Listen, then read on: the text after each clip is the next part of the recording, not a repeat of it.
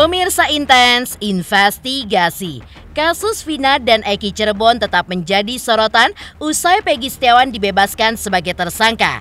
Kini, Kapolres Cirebon, Ibtu Rudiana yang merupakan ayah Eki menjadi sorotan tajam. Terlebih usai dirinya dilaporkan ke Mabes Polri dengan laporan dugaan penganiayaan terhadap terpidana kasus Vina dan Eki. Salah satu terpidana yang diduga dianiaya oleh Ibtu Rudiana adalah terpidana Hadi Saputra. Kuasa hukum Hadi Saputra sudah melaporkan ayah Eki itu, dan pihak Hadi pun berharap agar pihak penyidik segera melakukan penyidikan supaya terkuak kebenarannya.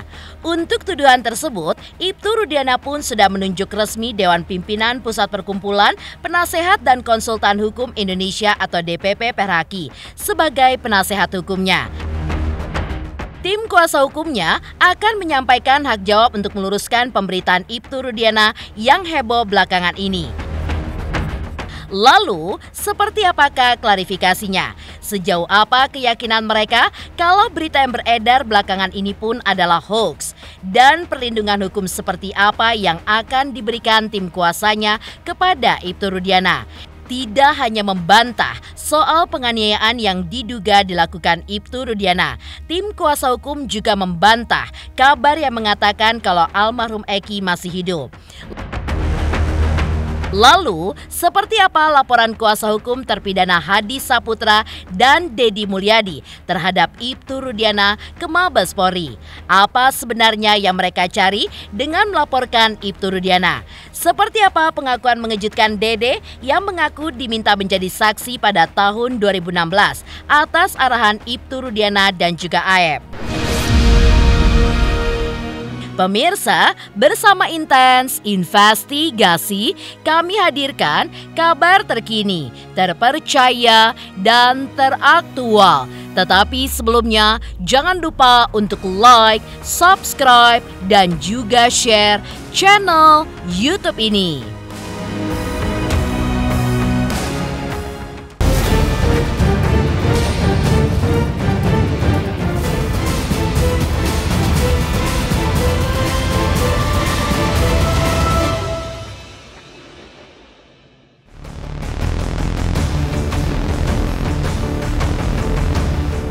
Kebebasan Peggy Setiawan tersangka kasus Vina sepertinya menjadi pemicu bagi para terpidana kasus Vina untuk menemukan keadilan. Ya, diketahui ada 8 terpidana, 7 orang terpidana seumur hidup, dan 1 orang terpidana divonis 8 tahun yaitu Saka Tatal. Dan Saka Tatal pun juga sedang memperjuangkan keadilan buat dirinya. Dan kini muncul lagi 1 nama terpidana yang masih mendekam di balik jeruji besi, yaitu Hadi Saputra yang juga mengikuti langkah Saka. Dari keterangannya lewat kuasa hukumnya bahwa diduga ia pun dianiaya oleh Ibtu Rudiana dan kabar ini pun sempat menjadi heboh. Pasalnya, kuasa hukum Hadi Saputra sudah melaporkan Ibtu Rudiana ke Mabes Polri. Untuk itu, tim kuasa hukum Ibtu Rudiana tadi siang pun menggelar jumpa wartawan untuk memberikan klarifikasinya. Benarkah tim kuasa hukumnya juga membantah keras kabar yang beredar tersebut? Jika tidak benar, lalu seperti apa kejadian yang sebenarnya? Dan upaya apa yang akan dilakukan tim kuasa hukum untuk melindungi Ibtu Rudiana? Kemudian bagaimana materi isi laporannya, kemudian bagaimana perkembangannya laporan sampai saat ini, dipersilahkan yang di samping kiri saya untuk menyampaikan jawabannya. Ya, baik rekan-rekan sekalian, kami hari ini membuat laporan terhadap Rudiana sudah selesai dan ini laporannya, bukti tanda terima laporannya, ya. Sudah diterima. Jadi atas selesainya pelaporan ini kita harapkan pihak kepolisian ya dalam hal ini untuk segera melakukan penyelidikan terhadap laporan yang kami berikan beserta dengan semua bukti yang kami sampaikan. Dalam hal ini rekan-rekan sekalian, seperti press conference yang tadi kami sampaikan bahwa kami selaku kuasa hukum dari terpidana Hadi ya yang melaporkan dari 6 terpidana yang lain. Ya, hari ini hanya terpidana Hadi yang melaporkan kepada Rudiana, kan gitu kan, atas perbuatan yang kami laporkan. Ya.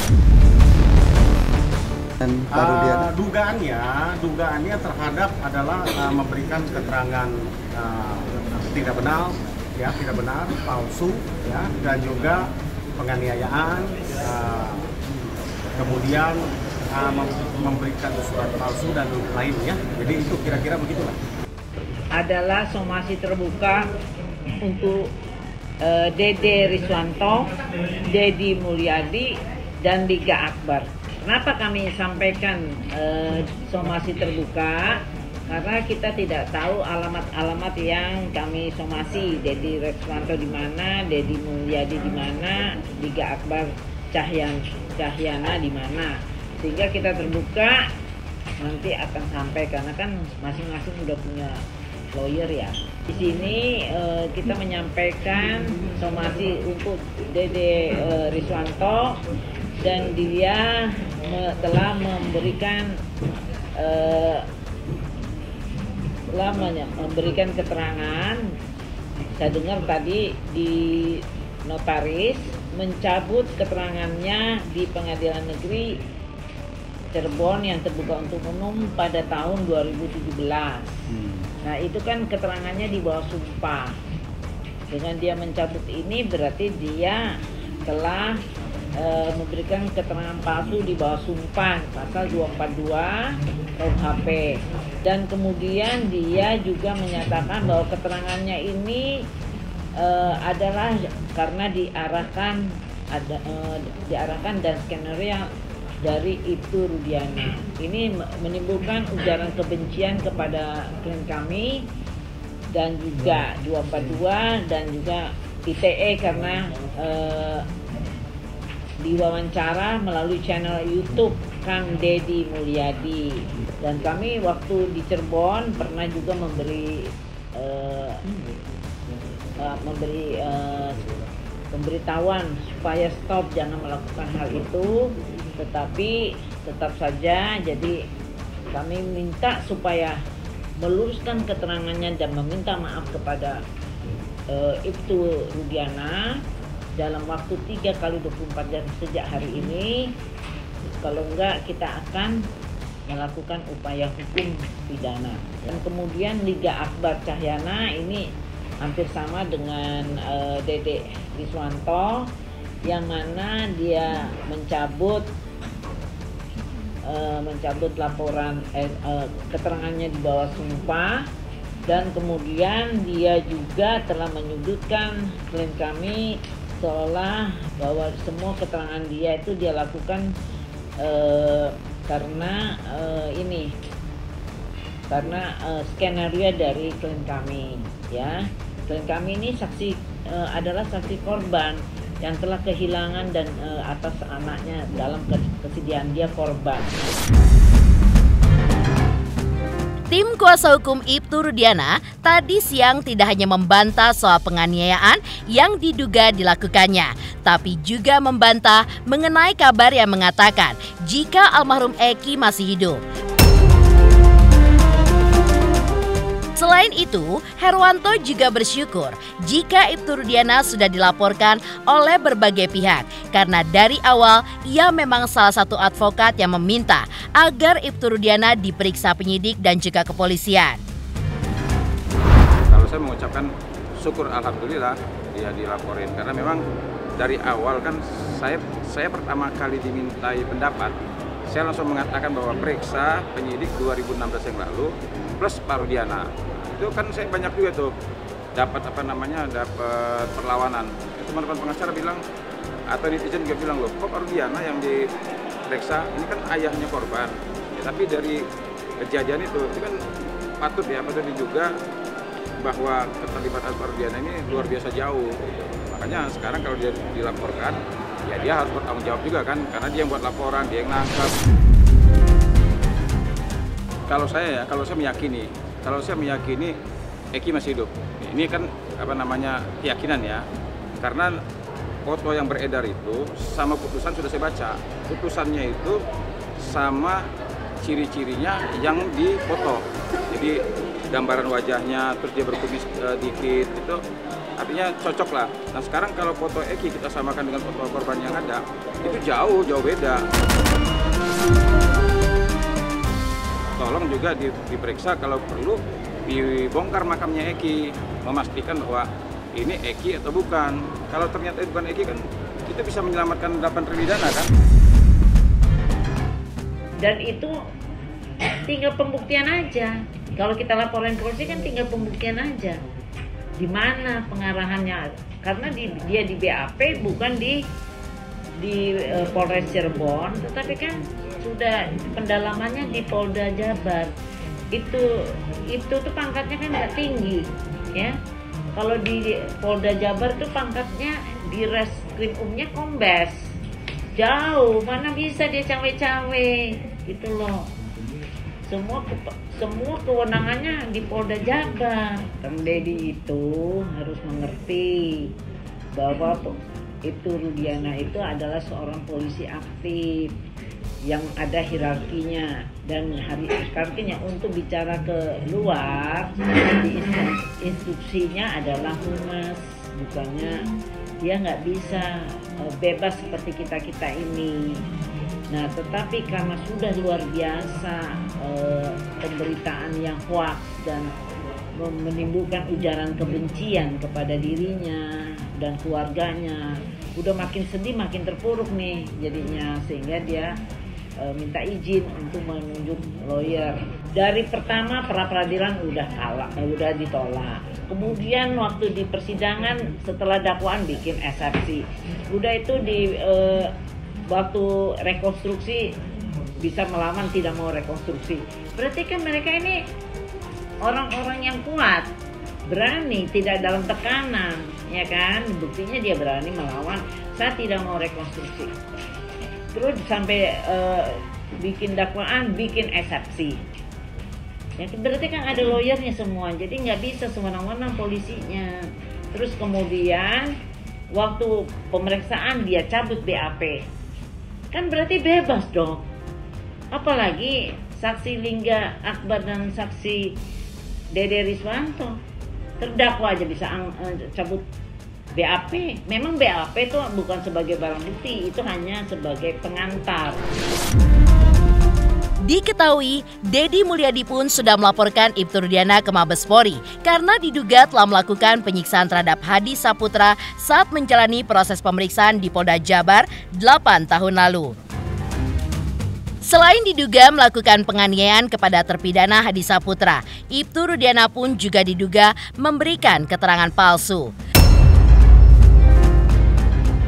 Saat itu, Dedi Mulyadi mendampingi kuasa hukum Hadi Saputra untuk melaporkan Ibtu Rudiana ke Mabes Polri pada 17 Juli 2024 lalu. Namun ditegaskannya yang dilaporkannya adalah Rudiana sebagai warga sipil dan bukan dengan jabatannya saat ini sebagai Kapolres Cirebon, Jawa Barat. Untuk laporan ini, Dedi Mulyadi dan tim kuasa hukum Hadi Saputra juga berharap agar penyidik dan kepolisian bisa segera menyelidiki Ibtu Rudiana agar bisa membebaskan 7 terpidana kasus pembunuhan Vina yang diduga tidak bersalah tersebut. Kita sebagai warga sudah menyampaikan laporan terhadap Pak Rudiana, bukan Ibtu Rudiana. Saya katakan sekali lagi, laporannya adalah laporan terhadap Rudiana, bukan Ibtu Rudiana. Kenapa laporannya terhadap Rudiana? Karena yang dilaporkan Pak Rudiana sebagai sipil yang memberikan laporan, ya kan? Sebagai warga sipil dia memberikan laporan, kemudian ditangani oleh Ibtu Rudiana sebagai polisi. Macam-macam ya bentuk penganiayaan yang dialami oleh klien kami, dari mulai injak-injak, kemudian pukulan, kemudian gembok kepala, dikenakan kepala sampai pecah kepalanya, dan lain sebagainya. Ya itulah yang menurut saya hari ini masih ada hal seperti itu gitu ya. Tapi kita lihat nanti, kita uji kita uji aja nanti oleh penyidik apakah laporan kami ini bisa dipertanggungjawabkan atau tidak. Ya tadi juga ada yang bilang bahwa ini terpidana ini suruh minum segala kan ini hal-hal yang sebetulnya udah di luar kemanusiaan lah ya. Bahwa kita hari ini tidak memiliki tujuan untuk mempidanakan orang, tidak memiliki tujuan untuk mempenjarakan orang. Kita punya tujuan untuk membebaskan orang. Nah kemudian menuju arah pembebasan itu harus melalui proses seperti ini, karena ini jalan yang terbaik menuju pembebasan. Dan kemudian yang berikutnya adalah apa yang kita cari? Yang kita cari adalah rasa keadilan masyarakat.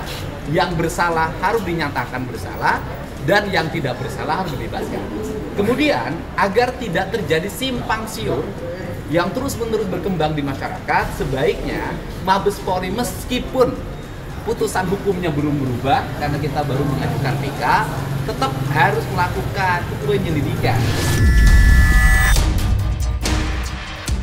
Sementara itu, salah satu saksi dalam kasus pembunuhan Vina dan Eki, Dede, juga membuat pengakuan mengejutkan, di mana ia mengaku pada saat diminta menjadi saksi pada tahun 2016 lalu, dirinya pun dipaksa Ibtu Rudiana dan juga Aep untuk menceritakan skenario yang telah dirancang oleh mereka, hingga membuat 8 orang tidak bersalah harus menjalani hukuman yang tidak mereka buat. Diungkap Dede, ia pun disuruh Aep dan Ibtu Rudiana untuk menjadi saksi usai 2 hari penangkapan para terpidana. Awalnya, Aep pun meminta dirinya untuk diantarkan ke Polres. Namun setibanya di sana, ia pun diminta untuk menjadi saksi. Namun sebelumnya, apa yang disaksikannya sudah diarahkan oleh Aep dan Ibtu Rudiana. Di antaranya, mereka pun mengarahkan Dede melihat segerombolan geng motor sedang berkelahi dan juga lainnya.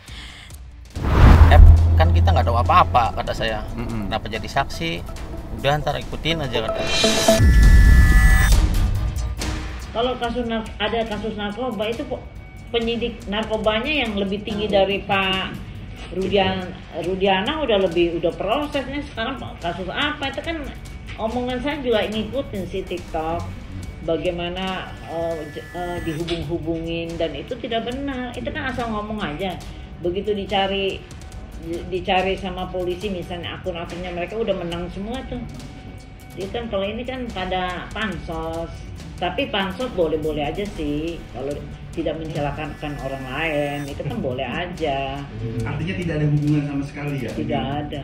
Jadi saya tadi kan sudah bertemu nih sama kuasa hukum yang pergi ke Bareskrim, dan saya sudah langsung berhadapan. Dan saya sudah tanyakan, baru memberikan laporan, tapi belum ada laporan polisinya, belum diterima. Bareskrim itu saya perlu jelaskan, kalau kita ngelapor di Polres, mungkin begitu kita lapor ada langsung dapat tanda lapornya, ya. Dengan ada tanda lapor berarti nanti diproses itu, nanti dibentuklah tim penyidiknya siapa, baru kita follow up ya, itu di Polres. Tapi kadang-kadang di Polres juga nggak langsung ya, tapi kita anggaplah Polres itu bisa langsung, dan kemudian seminggu kemudian sudah ada tim penyidik, baru ada panggilan untuk lidik ya, namanya lidik BAP segala rupa. Kalau kasus Bareskrim itu lain, kalau kita melapor itu kita ngoceh-ngoceh kasih data bukti, nanti di tim itu melakukan analisa. Sebelumnya, Farhat Abbas sudah melaporkan Ibtu Rudiana ke Mabes Polri untuk membersihkan nama baik kliennya Saka Tatal. Lantas benarkah Farhat pun juga melihat banyak kejanggalan dalam proses penyelidikan yang dilakukan Ibtu Rudiana tahun 2016 lalu hingga membuat Saka Tatal sebagai terpidana?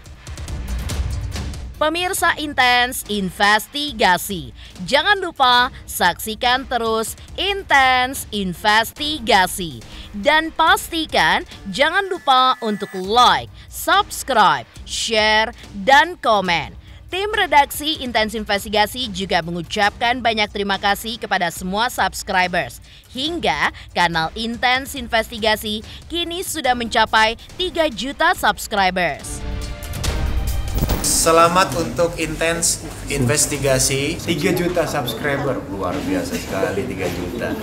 Ya pokoknya semakin sukses lah dan bisa menghadirkan sesuatu yang memang baik untuk diperlihatkan.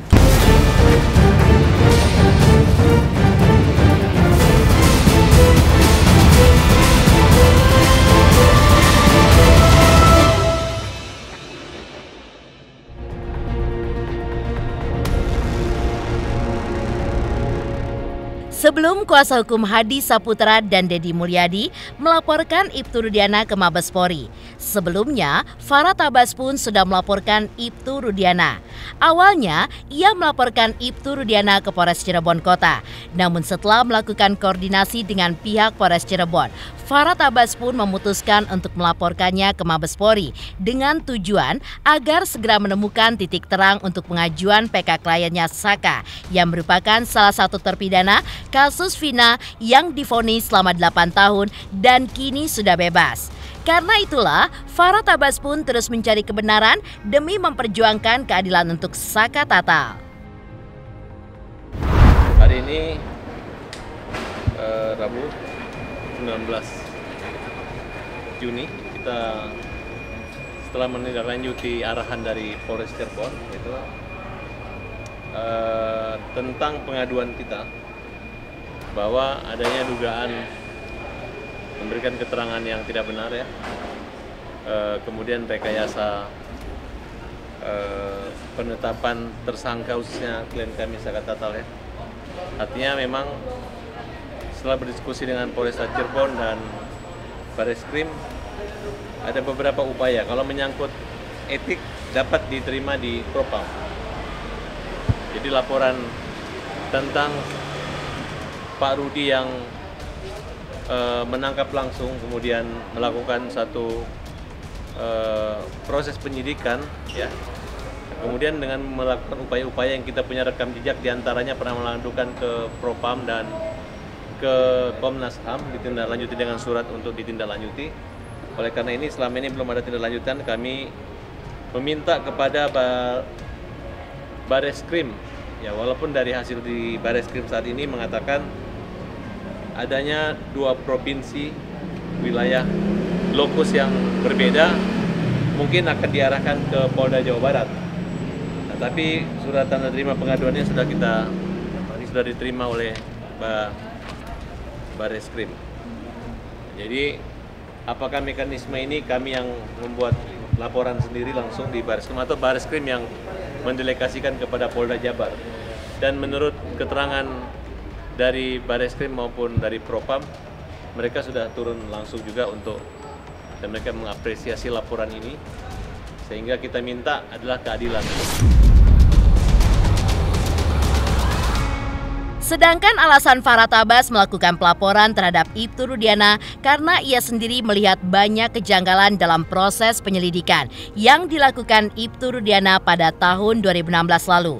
Termasuk adanya kekeliruan dari pembacaan hasil visum yang berawal dari kecelakaan, kemudian berubah menjadi dugaan pembunuhan. Bahkan, Farah Tabas pun juga menganggap kejanggalan itu menjadi sebuah kejahatan ketika Ibtu Rudiana membuat laporan pada tanggal 31 Agustus 2016 jam 18.30 saat ia sudah menangkap 11 orang yang kemudian disebutkan namanya. Ditambah lagi dengan adanya pencabutan laporan BAP Liga Akbar karena tidak sesuai dengan keterangan aslinya atau adanya penambahan keterangan dari penyidik. Karena kejanggalan itu, Farah Tabas pun juga berharap dengan langkah ini tidak ada yang menjadi dugaan korban salah tangkap lagi dalam perkara Vina Cirebon. Ya memang saya lihat ada beberapa kejanggalan di dalam putusan-putusan hakim yang kita akan tuangkan dalam memori PK nanti. Ya mudah-mudahan Saka Tatal akan mendapat keadilan dan itu kan awal dari PK kita itu akan membuat titik terang buat terungkapnya. Walaupun mereka pernah dihukum, tapi minimal pihak polisi maupun jaksa hakim tidak pernah terjadi salah tangkap dan salah orang dalam perkara ini. Nah, kalau dianggap perintangan bagi kita, yang merintangin penyidikan adalah pihak-pihak penyidik yang tidak profesional membuktikan adanya CCTV, kemudian membaca visum maupun hasil otopsi. Nah, kemudian mereka membuat satu pernyataan-pernyataan dalam berita acara bahwa telah terjadi pembunuhan dengan luka tusukan dan akibat kematian samurai dan lain sebagainya. Ternyata dalam visum itu tidak ada luka atau tusukan. Ternyata hanya benturan dan lebam yang awalnya memang diduga adalah karena kecelakaan, tapi ternyata bukan kecelakaan. Itu menurut versi mereka, sehingga orang-orang yang tidak bersalah, sebagian tidak bersalah inilah yang merasa sakatata keberatan, sehingga kita perlu meluruskan kembali bahwa bagaimana mengajak pihak kepolisian untuk mencermati lagi bagaimana tuntutan dakwaan jaksa, kemudian bagaimana pertimbangan majelis hakim. Kita lihat apakah pantas seorang Sakatatal yang memang sudah menjalani hukuman ini untuk mendapat perlakuan seperti itu. Sementara itu, Advokat Herwanto sebelumnya juga telah mendaftarkan gugatan terhadap Kapolri agar Polda Jawa Barat segera membuka isi handphone yang disita serta CCTV di lokasi pembunuhan Vina dan juga Eki. Lantas benarkah langkah Herwanto tersebut mendapat dukungan penuh dari Presiden Kongres Advokat Indonesia Nasrullah Nawani? Pemirsa Intens Investigasi, jangan lupa saksikan terus Intens Investigasi. Dan pastikan jangan lupa untuk like, subscribe, share, dan komen. Tim redaksi Intens Investigasi juga mengucapkan banyak terima kasih kepada semua subscribers. Hingga kanal Intens Investigasi kini sudah mencapai 3 juta subscribers. Selamat untuk Intens Investigasi karena sudah mencapai 3 juta subscribers di YouTube. Sukses selalu and all the best. Oke.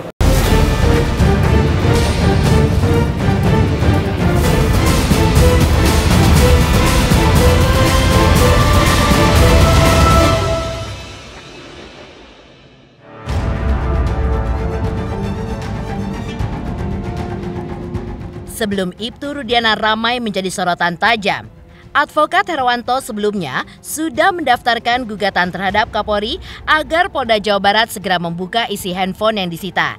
Selain itu, CCTV di lokasi pembunuhan Vina dan Eki yang berada di Indomaret karena berada di samping lokasi kejadian pembunuhan Vina, SMP Negeri 11 Cirebon, lalu CCTV yang berada di bawah flyover, lokasi dugaan kematian Vina. Langkah Herwanto tersebut mendapat dukungan penuh dari Presiden Kongres Advokat Indonesia Nasrullah Nawani agar keadilan pun dapat ditegakkan. Bagi kami juga sikap terhadap apapun tindakan, adanya ketidakadilan, adanya kesewenang-wenangan itu adalah sebuah cita-cita hukum yang harus dijalani. Bahwa ada kasus di Cirebon seperti Pinang, ya kita harus bersikap bahwa salah satu faktor yang harus penting dalam hukum itu adalah keadilan, penegakan keadilan. Nah, dalam hal ini Wasekjen yang kita minta untuk memberikan kontribusi lebih positif dan lebih banyak terhadap perbaikan-perbaikan dan mengungkap kasus ini sampai hakikat keadilan itu bisa betul-betul keluar. Ya, pasti. Karena tadi saya bilang, tadi cita-cita para penegak hukum itu adalah penegakan, akhirnya ada penegakan keadilan. Jadi kalau ditemukan sebuah persoalan yang bersifat adanya potensi ketidakadilan, adanya rekayasa hukum, maka semua tanggung jawab. Nah, dalam hal ini KAI tentu juga ingin berkontribusi pada negara begitu. Dan karena organisasi kita ini turut berperan ya terhadap penegakan hukum yang ada di Indonesia, sehingga saya minta dukungan Pak Presiden, Mas Sekjen. Alhamdulillah, artinya dukungan ini kan diberikan pada saya ya sebagai wakil sekjen. Artinya ini dukungan penuh. Artinya organisasi advokat, Kongres Advokat Indonesia memberikan bentuk nyata terhadap penegakan hukum yang ada di Indonesia, terutama kasus Vina Cirebon dan Eki Setiawan. Pemirsa Intens Investigasi, jangan lupa saksikan terus Intens Investigasi.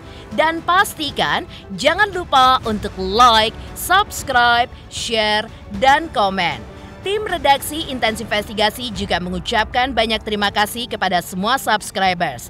Hingga kanal Intens Investigasi kini sudah mencapai 3 juta subscribers.